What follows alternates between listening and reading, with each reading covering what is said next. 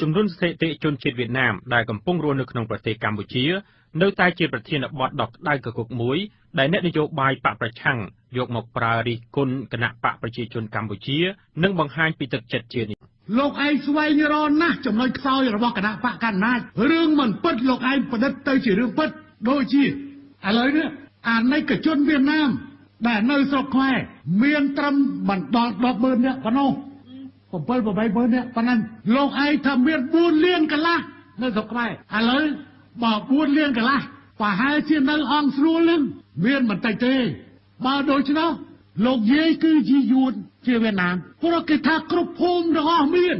ឃុំទាំងអស់មានមើលសួរលោកគ្រូឬគ្រូភូមិនោះមានឬអត់វៀតណាមមានឬអត់គួរក្មួយកូនសិស្សមានឬអត់នៅភូមិនោះអញ្ចឹងកូនគួរក្មួយលោកគ្រូអ្នកគ្រូសិតតែយួនអស់ខូចមែន4លានកន្លះច្រើនណាស់ណាស្មើនឹងប្រជាជនយើងក្រោយរំដោះឆ្នាំ79